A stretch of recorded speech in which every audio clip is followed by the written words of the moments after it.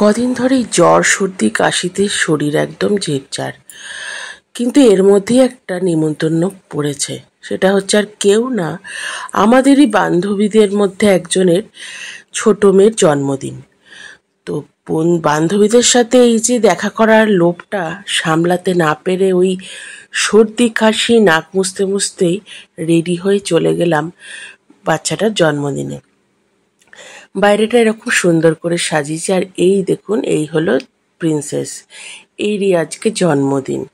আমি যেতেই ও আমাকে ওর কেকগুলো দেখাতে শুরু করলো।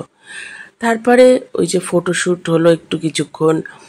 আর এই যে এরা দুজন এখন আলাদা স্কুল হয়ে গেছে, তো কি হয়েছে, নিজেদের মধ্যে বন্ধুত্বটা কিন্তু একই আছে, সাথে বাবা মাদেরও। আর আমার এই বান্ধবীর সম্বন্ধে আপনাদের আগে বলেছে কিনা জানি না, অসম্ভব হেল্পফুল যদি কেউ হয় তাহলে হচ্ছে ও। তারপর এই বাচ্চাদের একটু ফটোশ্যুট করা হচ্ছিল। চলে এলো চিকেন পকোড়া, চিকেন কাবাব টাইপের, সাথে একটা পনির কাবাবও ছিল। এই রকম হালকা ঠান্ডার মেজাজে গল্পের সাথে কিন্তু একটুখানি কফি আর সাথে এরকম চিকেন কাবাব হলে ব্যাপারটা বেশ জমে যায়। সেই জন্য কোল্ড ড্রিঙ্কস তো ছিল, আমি একটু কফি দেখলাম মেঘনা চাইতেই জল, কফি চলে এসছে।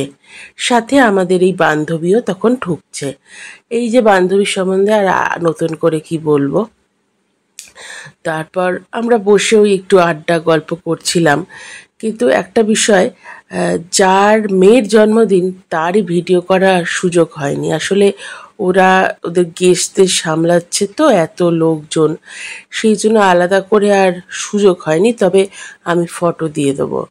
তারপর এই বান্ধবী ঢুকলো, এর হাজব্যান্ড, মেয়ে, তারপর বাচ্চারা, মানে আমাদের মেয়েরা সব এখন বড় হয়ে গেছে, তারা নিজেদের মধ্যে গল্প টল্প করছে, তাদেরও কিছু ক্লিপিংস নিয়ে নিলাম।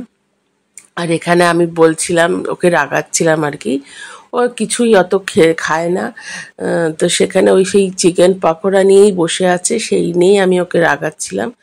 ওর হাতের রান্না কিন্তু দুর্দান্ত, সাথে ওই যে ইডলি একটা বানায়, ওফ, ওটা তো জাস্ট মুখে লেগে থাকবে। তারপরই আমার কন্যা, তারপর বাকিদের কন্যা, এরা সব ওই খাচ্ছিল। আর ওই যে বান্ধবীকে এক্ষুনি দেখালাম, এটা ওরই মেয়ে। তো এইসব আর কি তুলছিলাম। আর সেই বিয়ে বাড়িতে মনে পড়ে না যে ঠিক খাওয়ার সময় ক্যামেরাম্যান চলে আসে, সাথে সাথে এই বান্ধবীও চলে এলো। আমার আর ওর শাড়ি যেমন এক, দুজনের নামটাও কিন্তু এক। তারপর আমরা একটুখানি ফটো তুলছিলাম। আর তারপর ওই বান্ধবীর হাজবেন্ড, যিনি আমাদের কয়েকদিন আগে আমরা ভিক্টোরিয়াতে গেছিলাম, বলেছিলাম না পায়েস করেছিল অপূর্ব, সেই পায়েস যিনি বানিয়েছিলেন এই দাদা। হাতের রান্না সত্যি অসাধারণ। আসলে হয় না, মানুষের একটা কাজে থাকলেও তার একটা ন্যাক থাকে, তা আমার যেটা মনে হয় যে দাদার ন্যাক হচ্ছে রান্নায়।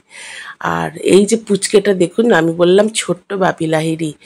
তারপর ওই যে যে বান্ধবীর সঙ্গে বললাম শাড়ি ম্যাচ করেছে, তার মেয়ে এটা। আর এখানে বাচ্চারা সব মোবাইল ঘাঁটছিল।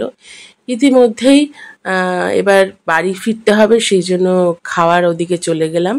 এখানে নিয়েছিলাম একটু স্যালাড। আর যেহেতু আমার জ্বর, মুখে কিছু ভালো লাগছে না, তাই এইসব খাবার আমি কিছুই খাইনি। এখানে অনেক কিছুই ছিল, ফিশ ফ্রাই, পোলাও, লুচি, ছোলার তরকারি। আমি ঠিক এই দেখুন, এই যে এক হাতা ছোট্ট হাতাটা নিলাম পোলাও। আর আর ওইখান থেকে দই কাতলা। আমি মাছ খেতে কি ভালোবাসি, কিন্তু মাছ ভাল লাগলো না মুখে, তাই দই কাতলা নিলাম না। 2 টুকরো শেপ মাটন নিয়েছিলাম। এই দিয়েই আমি পোলাওটা খেলাম। আর পাশে ওই একজন দাদার সঙ্গে দেখা হয়ে গেল, তার সাথে একটু মজা করে কথা বলছিলাম।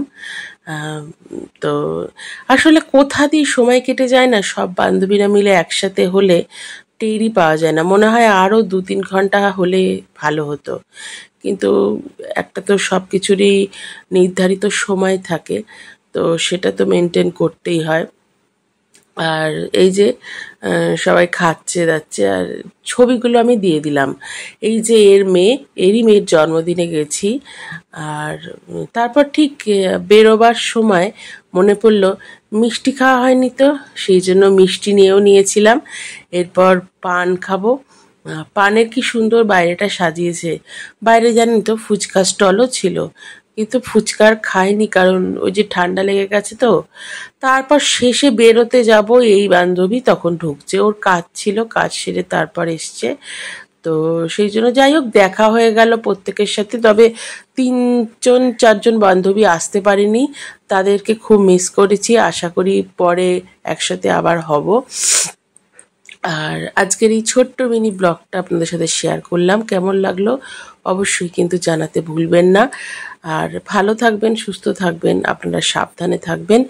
এখন ওয়েদার চেঞ্জের সময়, প্রত্যেক ঘরে ঘরে ঠান্ডা লাগছে, জ্বর সর্দি কাশি, বাচ্চাদেরকেও সাবধানে রাখবেন। আর কেউ কেউ হয়তো আবার বলতে আসবেন যে বাবা আবার তো আনন্দ করছো, এ করছো। আনন্দ ছাড়া বাঁচবো কি করে বলুন তো? সুখ দুঃখ দুটো মিলেই তো জীবন। যাই হোক, ভালো থাকবেন।